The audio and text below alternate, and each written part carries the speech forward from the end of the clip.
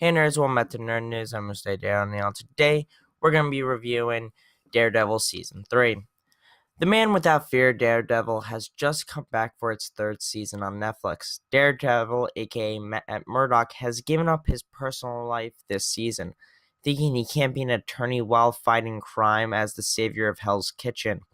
This season's main vocal point was, is a lie justified if the world is safer or you sleep better at night? Now I'm going to go later into the video with that thought, but let's head into the main villain of the season, Wilson Fisk. Wilson Fisk is back as the main villain this season to ruin Matt's personal life and to rule New York City as the new Kingpin. Vincent D'Onofrio was born to play the role of Wilson Fisk, I have to say. Whenever Fisk walks into a room, he has this presence that makes your skin crawl. Even though Fisk was the main villain of season 1, that doesn't mean he can't offer anything else in this series. In season 1, we see Kingpin already in power as the biggest New York crime boss, but now, this season, we see him uprising from prison to gain control of New York once again.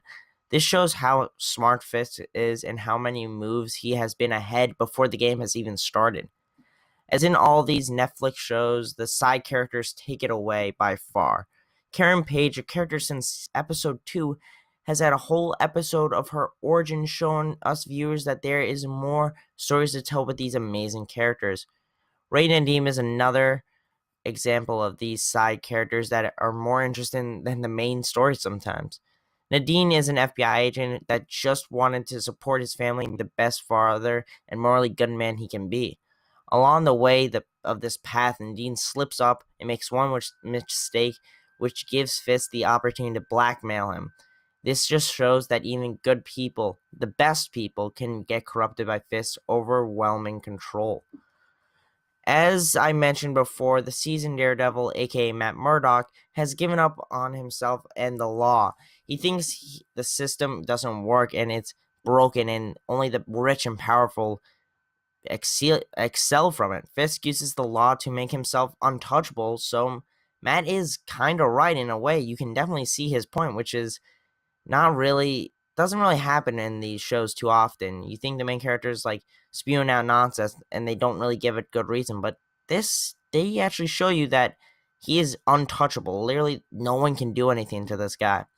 This is really good storyline and arc, but it was annoying to listen to Matt complain about how he doesn't deserve happiness and his friends friends make him weaker.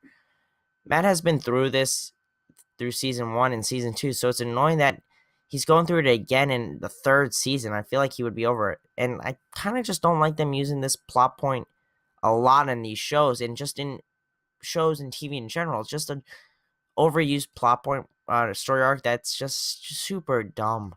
The biggest letdown of this season by far is the main character Daredevil. It seems like out of the 13 episodes, he's barely involved with anyone else, which is the point that he doesn't work with anyone else, but if you're rather interested in other side stories than the main character, there's a big problem with that, I gotta be honest. And also, Daredevil is known as probably the biggest fighting show for superheroes in general, but on Netflix specifically. Yes, all of them are great with fight scenes, except maybe Iron Fist, but this is the best one in my opinion, and I think most people agree.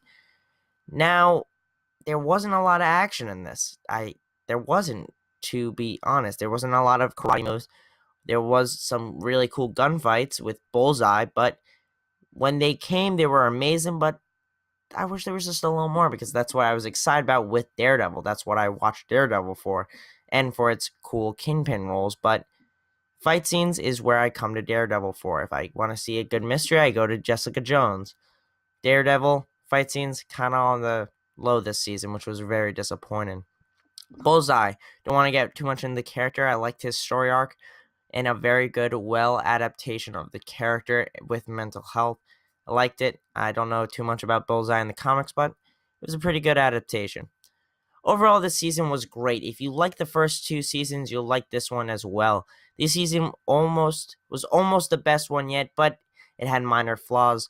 The main character, which are too noticeable to disregard.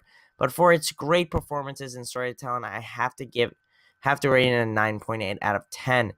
So it was a good season. Do I suggest watching it? Absolutely. Is season 1 still the best out of all of them? Absolutely. But that doesn't mean this one's not great. Jessica Jones season 1 better, but this is also a really good season, and I suggest you watch it. Anyway, that's my review. If you did watch it, remember to comment down below, and why don't you subscribe? And if you did like the video, remember to like, share, and subscribe. This is Nerd News. Sign off.